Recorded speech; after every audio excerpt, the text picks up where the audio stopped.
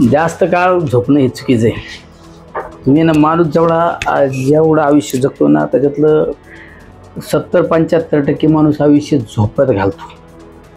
तर मग आपल्याला तो वेळ वाचवायचा. मग तो वेळ वाचवायचा म्हणजे याचा अर्थ काय करायचं, कमी झोप घ्यायची. दुसरीकडे बिझी ठेवणं गरजेचं आहे का? जनरली लोक 8 घंटे झोपतात, बरोबर आहे ना.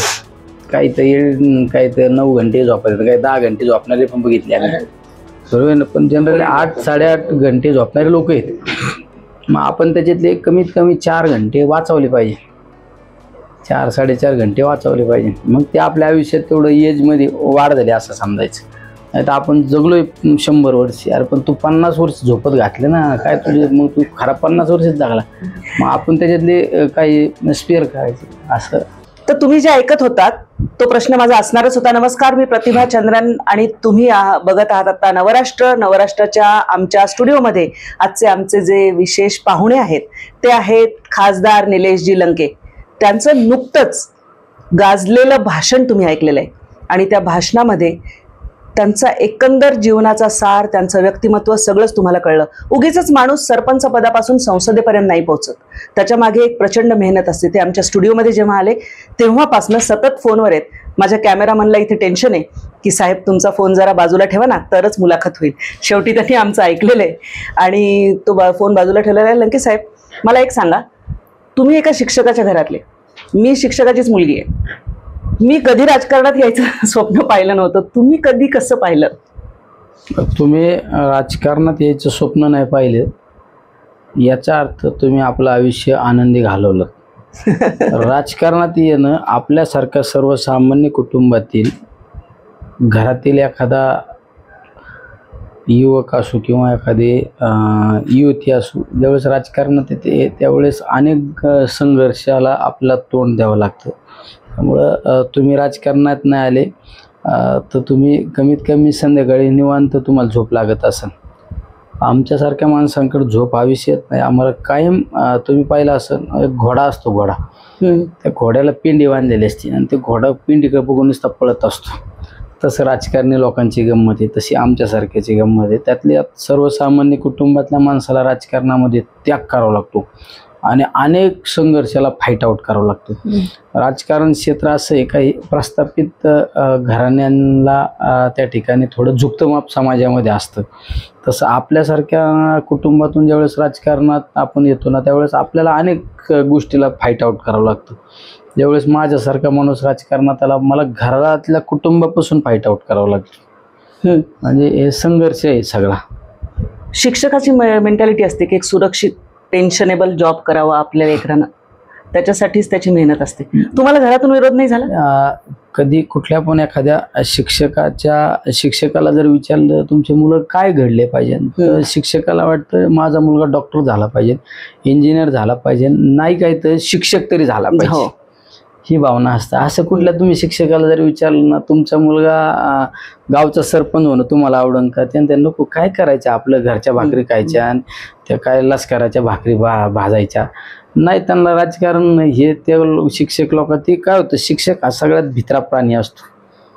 नको आपल्याला एक चौकटीत जगायची त्याला सवय असते, एक चाकुरी बंद राहायची सवय असते. नाही राजकारण काय आपल्यासारख्याचं काम आहे का? राजकारण हे धंदाणके लोकांचं काम आहे असं शिक्षकाच्या मनात कायम भीती असते. आणि ठीक आहे, आपल्यासारखं राजकारणात उतरला तर त्याचा बळी जाईल. त्यामुळं मला नेहमी घरच्यांकडून राजकारणामध्ये विरोध असायचा, पण मी राजकारण म्हणून काहीच केलं नाही. मी राजकारणच केलं नाही, 100% समाजकार्य केलं आणि समाजकारणातून माझी राजकारणामध्ये कधी एंट्री झाली मलाच कळालं नाही. पण मला घरच्यांकडून 100% विरोध होता. मी 2007ला पंचायत समितीची निवडणूक लढवली. त्यावेळेस निम्म्या निवडणुकीत माझ्या घरातला माणूस प्रचारात नव्हता. आमच्या कुटुंबातल्या लोकांसाठी पंचायत समितीने हे काय असते नवीन होतं सगळं. पण असा माझा एक 4-2 दिवस प्रचाराला गेल्यानंतर घरच्यांना वाटलं याला तर पोरांनी केलाय उद्योग. मग माझ्या घरातले लोक थोडेफार प्रमाणात माझ्या निवडणुकीच्या प्रचारात बाहेर पडले. म्हणजे आपलं ठीक आहे कुठंतरी मागं राहायचं म्हणून ते माझ्या प्रचारात सक्रिय झाले. पण ते म्हणजे त्यांना ते गोष्टीला मला तिथून कन्व्हेन्स करावं लागलं. नंतर मी त्या निवडणुकीत माझी सगळ्यात पहिली निवडणूक होती. पहिली म्हणजे मी 2005ला ग्रामपंचायत निवडणूक लढवली, ती निवडून आलो. पण 7ला पंचायत समिती माझ्यासाठी नवीन होती. त्यावेळेस तर माझ्याकडे मोबाईल सुद्धा नव्हता. तर त्या परिस्थितीतून मी निवडणुकीला सामोरं गेलो आणि ती निवडणूक हरलो. हरल्यानंतर माझे वडील नेमके रिटायर झाले आणि त्यांना ते रिटायरमेंटचे 4-4.5 लाख रुपये मिळाले होते. आणि ते लोक देणेदारीवाले लोक घरी यायला लागले ना, मग त्यांनी ते पैसे दिले. पण मला इतक्या दिवस शिवाय देत होते घरी, म्हणजे मी घरी गेल्यावर कधीच सुखाने भाकर नसतं खाल्ली. कारण शिक्षकाला कसं वाटतं, याला आपण 1-1 रुपया करून एवढं काहीतरी बॅलन्स ठेवला. समज आपण एखादा माणूस नोकरी करत असताना तो कुठंतरी बँक बॅलन्स ठेवत असतो.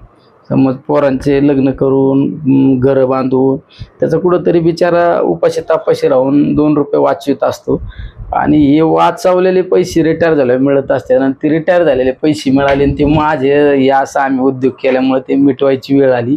आणि शिक्षकाची दुसरी एक भावना काय असते, कोणाचं देणं ठेवायचं नाही. बरोबर ना? तुम्ही पण आता तुमचे वडील शिक्षक होते म्हणलं, ते बिचारे आपण नाही का आपल्या भाषेत म्हणतो, आता आमच्याकडे म्हणतात तुमच्याकडे म्हणतात का नाही सांगता यायचं, जेवढं आथरून आहे ना तेवढं पाय पसरले पाहिजे. तसं ते बिचारा तेवढ्याच आवाक्यात गंमत करीत असतो. आणि ते माझा खड्डा झाल्यामुळं आता वडिलांना वाटतं काय लोकांना देणेदारीवाले घरी येतात, तर ते आपले मग ते एक दिवस बँकेत गेले, ते सगळे पैसे काढले, सगळे देणेदारीवाले मिटवले. म्हणजे हे सुद्धा आज पण त्या गोष्टी माझ्या मला ते जाणवतात.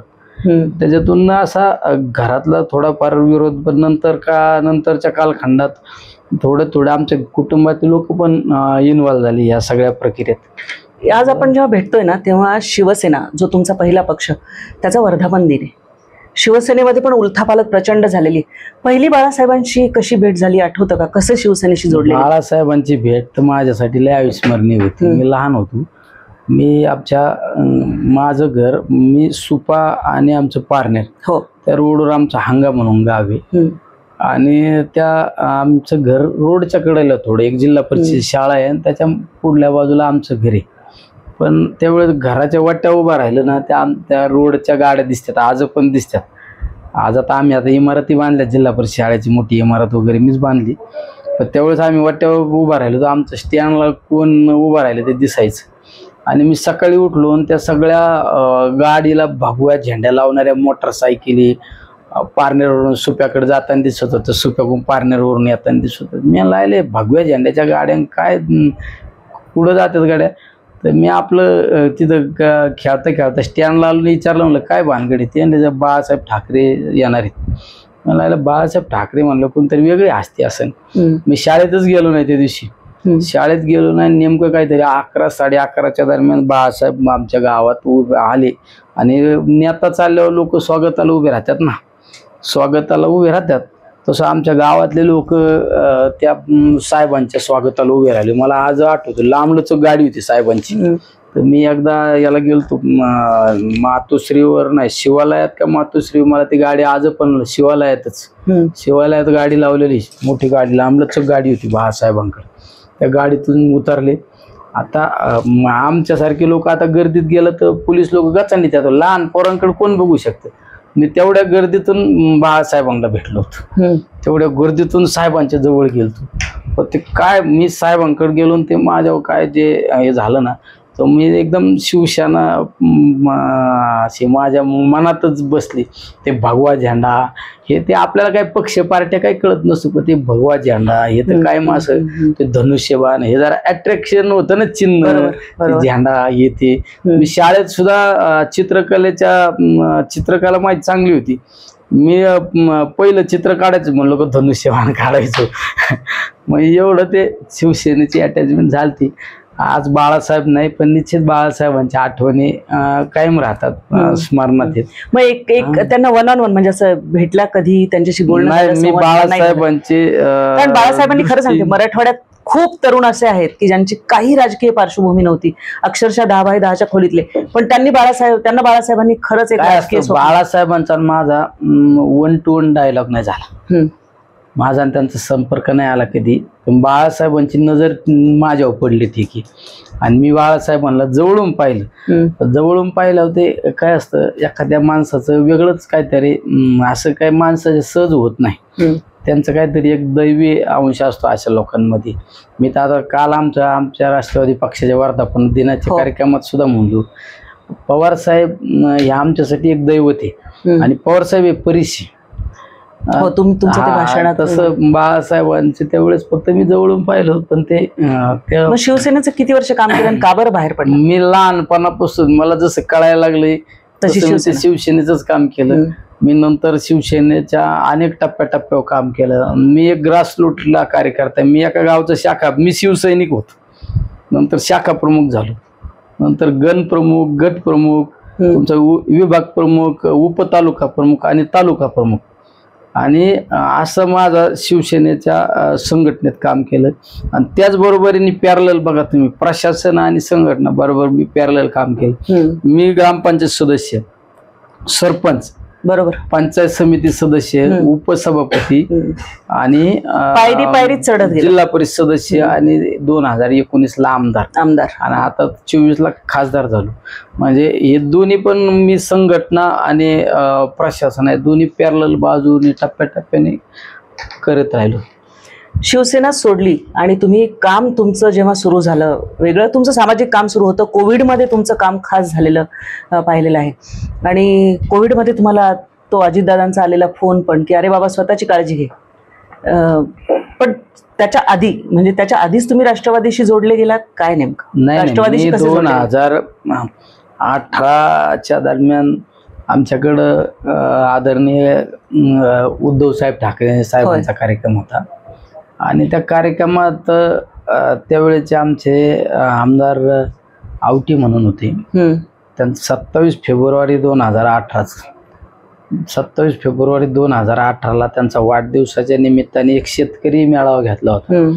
मी तालुका प्रमुख होतो, पण मला त्या कार्यक्रमातून डावललं आणि आम्ही त्या कार्यक्रमात गेलो. आम्ही जरा आम्हाला उशीर झाला जायला, पण आम्ही जात असताना काय मग आमच्याबरोबर गर्दी असायला. तुमचं एवढं लिमिटेड पण इथं माझ्याबरोबर 5-25 आलेच ना. तसं मी त्या कार्यक्रमात जातानाच माझ्याबरोबर 1000-2000 लोक होते. तर थोडा वाद झाल्यावरती झालं समज त्या उद्धव साहेबांच्या लोकांच्या गाडीवर दगडफेक वगैरे झाली. ते कोणी केली मला नाही माहिती, पण झाली ती. आणि मग त्यामुळे पक्षाच्या नेतृत्वाने आमची सारख्यांची हकालपट्टी केली. पक्षातून मला तालुका प्रमुख पदावरून काढलं, हकालपट्टी केली. आणि मी त्याच्या काहीतरी 10-15 दिवसातच आमचे रमेश आप्पा थोरात म्हणून आहेत, आमचे दौंडचे माजी आमदार आहेत, आप्पांच्या माध्यमातून मी दादांना भेटलो. दादांचं आप्पांचं बोलणं झालं आणि मला बोलवलं. बालेवाडीला माझी पहिली भेट झाली दादांची माझी. म्हणजे आता आम्ही पाहतो, आम्ही पण उमेदवार वाटप करतो, आम्ही या प्रक्रियेत असतो. मी पहिला इतकं नशिबाना आमदार असेल, मला 5व्या मिनिटात अजितदादा म्हणले ठीक आहे तुला तिकीट देतो लढ. म्हणजे आणि तिथून पुढं ते मग मला दादांच्या तेवढेच संपर्क आला. नंतर मोठे साहेब पवार साहेब माझ्या फॉर्म भरायला आले विधानसभेचा, मी आमदार झालो. आणि नंतर शेवट पवार परिवार हा असा एक काम करणाऱ्या माणसाला ताकद देतो, त्याच्यामुळे आम्ही काम करणार होतो. आणि त्यांना नेत्यापेक्षा कार्यकर्ता जो ग्रासरूटला काम करतो ना तळागाळात, त्या कार्यकर्त्याच्या मागे ताकद उभा करणं हे साहेबांचं शेवट ध्येय होतं. म्हणून मला ताकद दिली, आम्ही पण चांगलं काम करू शकू. ज्या शिवसेनेतून हकालपट्टी झाली त्याच सेनेचा मुख्यमंत्री 2019 मध्ये बसवण्याचं तेव्हा काय भावना होती तुमची? म्हणजे तुम्हाला वाटलं होतं का की अशी महाविकास आघाडी होईल आणि आपण 145 उद्धव साहेबांना मुख्यमंत्री बनवण्यात आपला वाटा असेल? 145 ना, 145 ज्यावेळेस नंतर महाविकास आघाडी झाली, महाविकास आघाडीत उद्धव साहेबांना मुख्यमंत्रीपदी त्यांचं नाव डिक्लेअर झालं. आणि ज्यावेळेस आमची विधिमंडळात विधान भवनामध्ये ज्यावेळेस ते मतदान प्रक्रिया चालू होती, असं काय ठरवून नाही, पण ते नेमकं 145 माझ्या नावावर आलं. आणि ज्यावेळेस प्रत्येक जण बोलायचं, समज एखादा 142 नाव घेऊन तू त्याचं नाव सांगायचं 142 अमुक अमुक, तसं माझ्याकडे 145 माझा नेमका काउंट नंबर आला. काउंट आल्यावर मग मी सांगितलं 145 निलेश ज्ञानदेव लंके आणि त्यावेळेस हाऊसमध्ये सगळीकडे टाळ्या वाजल्या, म्हणजे टाळ्या यासाठी वाजल्या की उद्धव साहेबांचं ते बहुमत सिद्ध झालं. बहुमत सिद्ध झालं. उद्धव साहेब आले का उद्धव साहेब तुम्हाला बोलायला? नाही, नंतर बाकी पण आमदार लोकांनी झालं मत. त्यावेळेस आमच्याकडे काहीतरी 172-73 काहीतरी मत होत झाली. पण आम्ही हाडाचे कार्यकर्ते आहेत ना. मी त्याच वेळेस 10 मिनिटातच उद्धव साहेबांच्या केबिन मध्ये गेलो. उद्धव साहेब त्या केबिन मधून ह्या केबिन मध्ये चालले होते. तर तिथं आपले सुभाष देसाई साहेब उद्धव साहेबांच्या स्वागताला आलते. सुभाष देसाई तर आमचे ज्येष्ठ आहेत ना, ते बुके घेऊन उद्धव साहेबांचे आलते. पण ते आता ज्येष्ठ माणूस लय गर्दीत लय वेळ उभा राहू शकत नाही. ते आपलं बुके टेबलवर ठेवलं बसले खाली. पण आम्ही तेवढ्यात ते त्यांचाच बुके उचलला. साहेब तिकून आले तर साहेबांच्या हातात बुके दिला. बुके साहेबांच्या ते असं माझ्या हातात. मला म्हणलं अरे ये. हा साहेब म्हणलं. साहेबांना साहेब मला तुम्ही पक्षातून काढलं पण माझ्याच मताने तुम्ही मुख्यमंत्री झाला. हे साहेबांना ओळखून दिले. साहेबांनी अशीच मिठी मारली मला. कसं असतं वेळ आल्यानंतर प्रत्युत्तर दिलंच पाहिजे. रिझल्ट तो देना ही पडता है ना. रिझल्ट तो देना ही पडता है. मग तुम्ही विधानमंडळामध्ये म्हणजे तिथे तुमची जी भाषणं आहेत ती गाजली बऱ्यापैकी. मग तो कार्यकर्त्यांच्या त्या ह्याच्या समोरचं भाषण आणि तिथलं चौकटीतलं भाषण तुम्हाला काय फरक जाणवला? नाही, चौकटीतलं राहायची मला सवय नाही. आपण चौकटीच्या बाहेरचा माणूस आहे. चौकटीत कसं डिसिप्लिन मधला माणूसच चौकटीत जीवन जगतो. मी डिसिप्लिन मध्ये जीवन जगलो असत मी कुठेतरी शाळेवर नोकरीला असतो. आहे नाही. टाइम टू टाइम सकाळी 7 वाजता उठणं, नाश्ता करणं, पोरांना शाळेत सोडून येणं, डबा घेऊन कामाला जाणं. पण ते डिसिप्लिनच्या बाहेर होतो ना, म्हणून हे विश्व बघायला मिळाली, दुनिया बघायला मिळाली. मग जेव्हा खासदारकीसाठी म्हणजे तुम्हाला जेव्हा दादा आणि मोठे साहेब वेगळे वेगळे झाले तेव्हा काय भावना होती? काय वाटलं तुम्हाला की हे एकत्र राहावेत असंच वाटत होतं, टिकावंच? हे नाही, आता दादा आणि साहेब हे ज्यावेळेस विभक्त झाले ना, आता त्यावेळेची परिस्थिती आता मी शब्दात सांगू शकत नाही. म्हणजे त्यावेळेस तर राजकारण काय असतं ना, त्याच्या वेदना काय असतात ना, मी जवळून अनुभवल्या. मी त्यावेळेस माझ्या मनात एक भावना निर्माण झाली. राजकारण मला त्या अगोदर असं वाटायचं की अरे आपण राजकारणात ऍक्टिव्ह आहे, आपण बरोबर राजकारणामध्ये डावपेच आपण शिकलो. पण त्यावेळेस मला कळालं राजकारण आपल्यासारख्याचं काम नाही. कसं काम नाही? राजकारण आपल्यासारख्याचं काम नाही म्हणण्यापेक्षा राजकारण भावनिक माणसांचं काम नाही. राजकारणामध्ये ना लोक भावनिक लोक टिकत नाही. भावनिक माणसाला त्रास होतो. आपल्यासारखे लोक भावनेत गुंतले जातात. मग त्यावेळेच्या परिस्थितीत माझा दादांशी पण तेवढाच अप्रोच होता. परिवार आहे ना सगळा. हो. ताईंशी पण तेवढाच माझा जवळीक होती. मोठ्या साहेबांशी तर एकदम माझं म्हणजे साहेबांनी खरं मला प्रेम माझ्यावरती केलं. सगळ्या या परिवाराने प्रेम दिलं मला. आणि त्या परिवारात ज्यावेळेस काही गोष्टी राजकीय डिस्प्यूट निर्माण झालं तर त्यावेळेस माझ्यासारख्याला म्हणजे भयानक त्रास झाला. म्हणजे त्यावेळेस भयानक त्रास झाला. म्हणजे त्यावेळेच्या काही गोष्टी पण सांगू शकत नाही. मी तर कमीत कमी 8-10 दिवस झोपलो सुद्धा नसेल.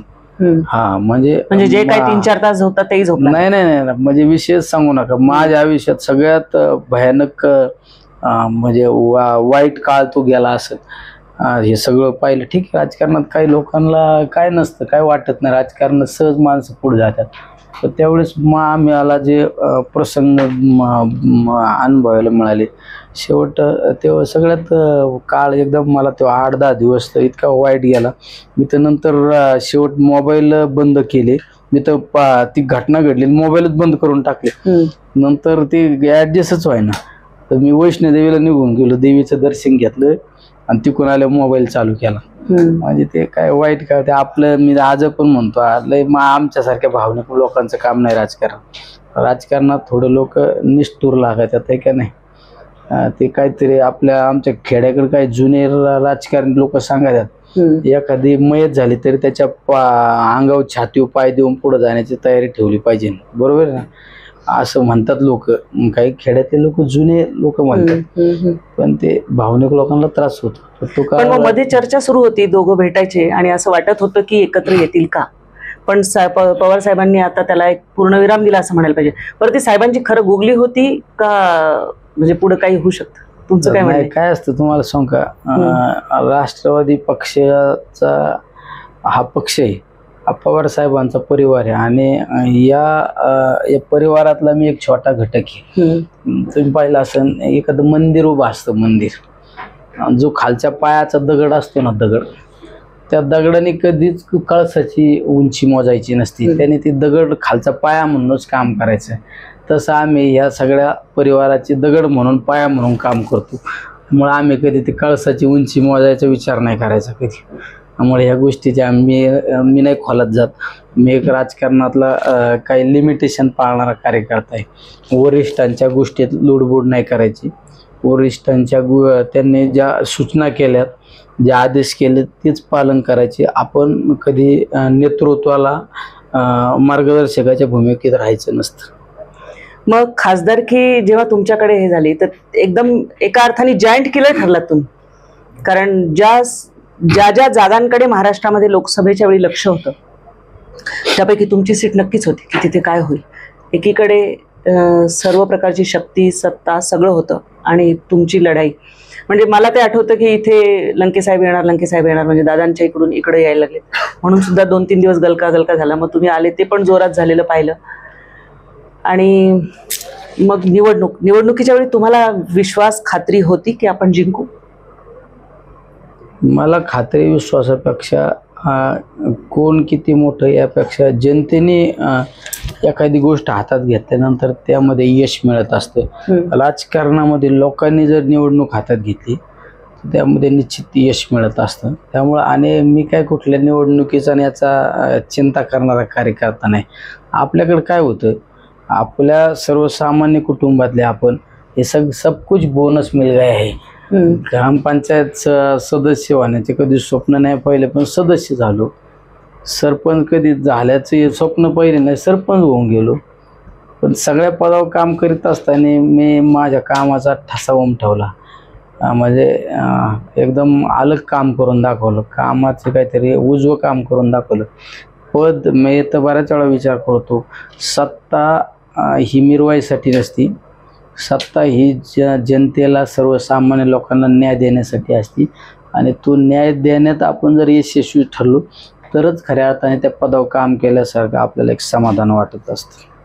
मग संसदेमध्ये, कारण तुमच्या इंग्रजीवरून बोलणं झालं, मग असं तसं, म्हणजे ते प्रचाराचा भाग असो काही असो, इंग्रजीत शपथ घ्या असं तुम्हाला कोणी सांगितलं का? तुम्हाला सुचलं की नाही मीच करीन? मला काय कोणी सांगितलं नाही. मी काय सांगून ऐकणाऱ्यातला कार्यकर्ता आहे काय मी. शेवट तुम्हाला एक सांगू का, कुठल्या वेळेस कुठल्या पद्धतीने आपण वागलं पाहिजे, कुठल्या वेळेस कुठल्या पद्धतीने बोललं पाहिजे आणि आपल्याला समज पाहिजे सगळ्यात महत्त्वाची. हे जर मला लोकांना एक निमित्त झालं का, निलेश लंकेंना इंग्लिशच्या मुद्द्यावरून डावचलं म्हणून त्यांनी इंग्रजी शपथ घेतली, असा काय नाही प्रकार. मी विधानसभेच्या निवडणुकीला मला इंग्लिशवरून डावचलं असतं आणि हिंदीत डावचलं असतं तर मी मराठीतच शपथ घेतली असती पुढं महाराष्ट्रामध्ये.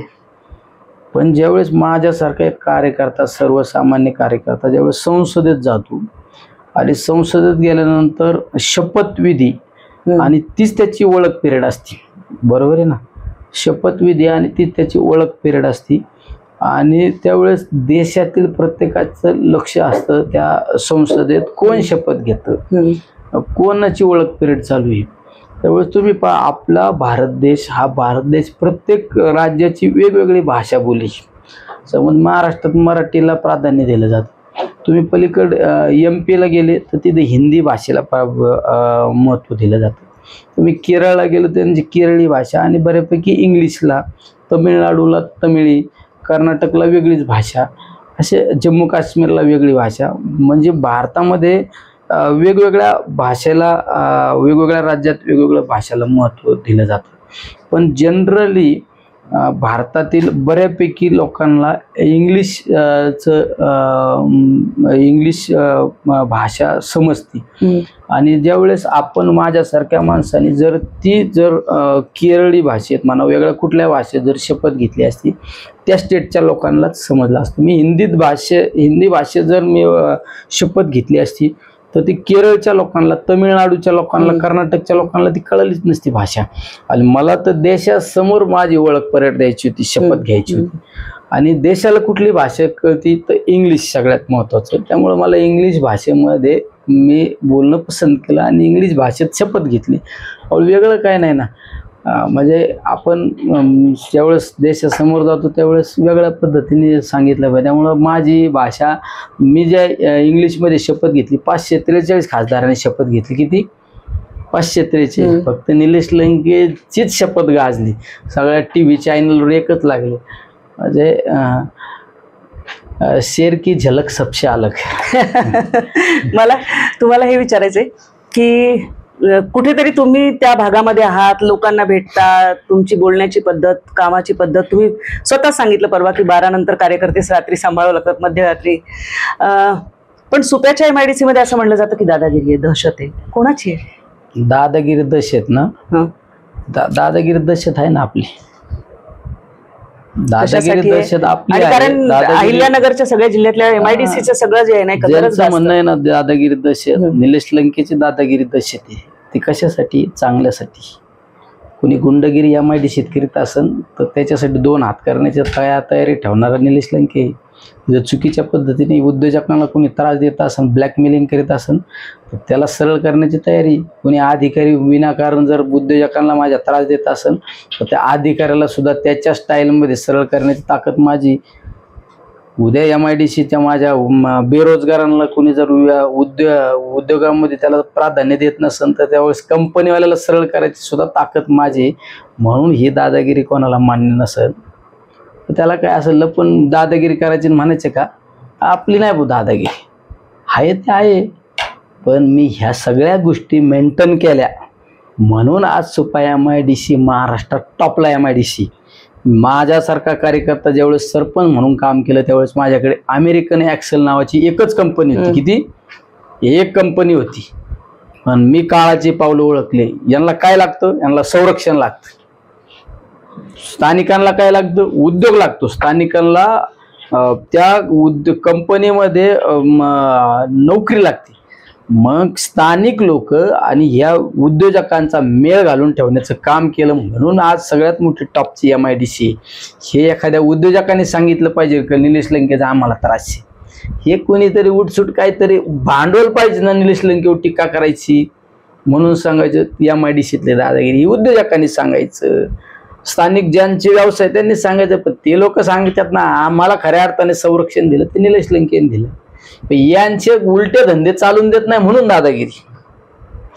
हे होऊन देऊ शकत नाही मी. माझ्या MIDC मधल्या काळात अधिकाऱ्यांना हाताशी धरून सगळ्या MIDCच्या कामगार आयुक्ताला धरून सगळ्या MIDCतल्या सगळ्या कॉन्ट्रॅक्टर लोकांचे लायसन कॅन्सल केले.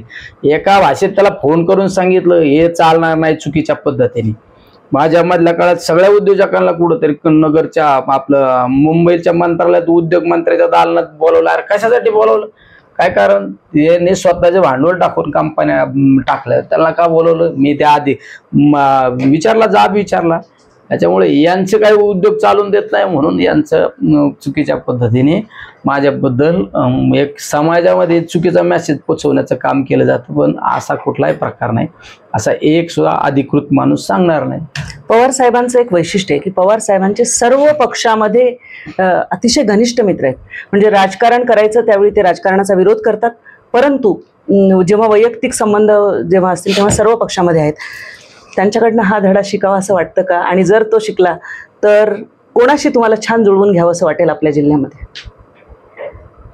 की ठीक आहे राजकारण करू ते करू, पण ह्या माणसाशी मी नाही बाबा बघत, पण नाही ठीक आहे त्या पलीकडचे संबंध आहे. निलेश लंके हा राजकारण करत नाही. मी आदरणीय पवार साहेबांच्या नेतृत्वाखाली काम करतो. पवार साहेब 80% समाजकार्य आणि 20% राजकारणाला महत्त्व देणारा मनुष्य.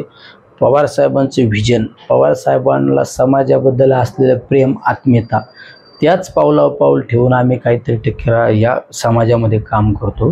त्यामुळे आम्ही कोणाला विरोधक समजत नाही. आम्ही आलेल्या प्रत्येक आमच्या दारात आलेला माणूस तो कुठल्या पक्षाचा आणि पार्टीचा, त्यापेक्षा त्याचं काम काय, त्याचं काम मार्गी लावायचं. माझ्या जर तुम्ही कार्यालयात कधी आले, मला जर कधी भेटले, तर मी कधीच कोणाला पक्ष विचारला नाही, कधी कोणाला पार्टी विचारली नाही. काम काय भाऊ, मदत करा, त्याला मदत केली पाहिजे. शेवट हे गुण आम्ही पवारसाहेबांकडूनच घेतले ना. संसदेत तुमच्या पक्षाच्या नेत्यांशिवाय विरोधी पक्षातल्या कोणाचं भाषण खास आवडतं? संसदेमध्ये सगळ्यात चांगली मांडणी जर कोण करत असेल ना, तर त्या आदरणीय सुप्रियाताई करतात. हो, मी तुमच्या पक्षाचं तर आहेच म्हणजे, पण त्या व्यतिरिक्त अन्य कुठल्या पक्षातले, सत्ताधारी पक्षातले कोणाकोणाची भाषणं आवडतात? शेवट संसदेत प्रत्येक जण जो संसदेत जातो तो 25 लाख लोकांचा लोकप्रतिनिधी असतो.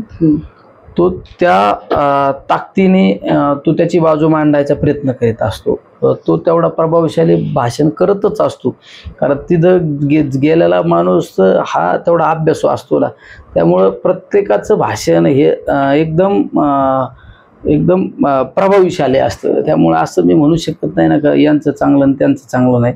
त्यांचं पण चांगलं, यांचं पण चांगलं. मांडण्याची पद्धत वेगवेगळी असू शकते. पण शेवट ताईंचं भाषण मी कमी सांगितलं, ताईंचं भाषण मुद्देसुद्धा असतो. एखादा मुद्दा आणि त्या मुद्द्याची एकदम अतिशय मुद्द्याच्या खोलात जाण्याचं ताई मांडणी करीत असतात. त्यामुळं आम्हाला शेवट ताईंची मांडणी ह्याच्या गोष्टी आम्हाला एकदम अपील होतात ना. पण तसं सगळेजण चांगलं भाषण करतात, म्हणजे सगळे सत्तेतले करतात आणि विरोधातले करतात, सगळे करतात. आता या निवडणुकीचं चित्र, कारण स्थानिक स्वराज्य संस्थांच्या निवडणुका येऊ घातलेल्या आहेत, काय असेल असं वाटतं? कारण पवार साहेब पुन्हा जोशाने कामाला लागलेत, स्वबळावर लढू असं म्हणतायत, आणि पूर्ण तुम्हाला काय जोश दिलेला आहे, काय संदेश दिलेला आहे? पवार साहेब पुन्हा जोशाने कामाला लागलेत असं कोण म्हणलं तुम्हाला? नेहमीच जोशात.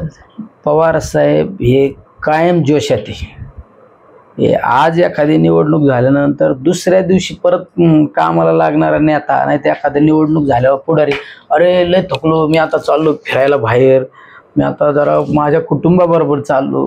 पवार साहेबांचं कुटुंब हे सगळं अखंड, हे विश्वची माझे माहेर घर मानणारा नेता आहे आमचा पवार साहेब. पवार साहेब त्यामुळं कायम याच्यात मी तर बऱ्याच वेळा रेस का घोडा कभी थकता भी नाही, कभी रुकता भी नाही, तसे आमचे पवार साहेब आहे. कायम रेसला काम करतात. आज पण 20-25 वर्षाच्या 30 वर्षाच्या तरुणाला लाज होतील एवढं काम करतात साहेब. हजार किलोमीटर फिरतात. त्यामुळं कामाला लागले असं कोण म्हणलं? कायम आमचे साहेब सामाजिक कामामध्ये अग्रभागी आहेत. राजकारणाला लय महत्त्व देत नाही. लोक निवडणूक आल्यावर भूछत्र उगातात. मग लोक आमच्याकडं, आम्ही खेड्यात सांगत असतो, लोक निवडणूक आली का लोकांच्या लग्न मैती दावे जातात. पण आमचे पवार साहेब समाजामध्ये कंटिन्यू कामाला आहे. आम्ही त्यांचा आदर्श घेऊन काढतो. आम्ही पण 24 तास काम करतो लोकांत. शेवटचा प्रश्न की तुम्हाला वैयक्तिक आणि राजकीय पुढचे काय मिळवायचे? हे सगळं बोनस मिळालंय. मी ज्यावेळेस एकांतात असतो ना त्यावेळेस विचार करतो, अरे इतना क्यों मिल गया. त्यामुळे लय मिळालंय. ते म्हणतात ना, समय से पहिले और भाग्य से अधिक किसी को कुछ नहीं मिलता. भाग्यात असं तर अजून काही मिळत, भाग्यात नसेल तर काय नाही मिळणार. माणसाने आपल्या आयुष्यात समाधानी राहायचं शिकायचं. तुम्हाला आनंदी जीवन जगायचं, संध्याकाळी व्यवस्थित झोप घ्यायची असेल ना तर कायम आनंदी जगायची. हे मिळालं ना, आता माझ्यासारखा माणूस म्हणला अरे आता काहीतरी भेटलं, अरे हे मिळालं, हे बहुत मिल गया ना. त्यामुळं लय मिळालं आम्हाला. याच्यात काय, यात काही लोकांचं खेड्यात लोक बोलतात याला जर हे पद नाही मिळालं याला कावळा नाही शिवायचा. आमचं तसं काय नाही राहिलं, आम्हाला बोनस मिळाले सगळं, नाही का नाही. धन्यवाद, तुम्ही आमच्या स्टुडिओमध्ये आलात, खूप मनापासून मनमोकळं बोललात, अतिशय आनंद झाला. बोलतो आम्ही असं हातचा राखून नाही. तर अगदी दिलखुलास मनमोकळेपणाने लंकेश साहेबांनी आपल्या नेहमीच्या स्टाईलमध्ये सगळी उत्तरं दिलेली आहेत. तुम्हाला काय वाटतं? तुमचं त्यांच्याबद्दलचं मत काय? राष्ट्रवादी काँग्रेसबद्दलचं मत काय? एकंदर राजकारणाबद्दलचं मत काय? आम्हाला अवश्य कळवा. व्हिडिओला लाईक करा, चॅनलला सबस्क्राईब करा. चांगलं करा, वाईट करा. आम्ही चांगलं बोललो तरी वाईट लिहिणारच. धन्यवाद.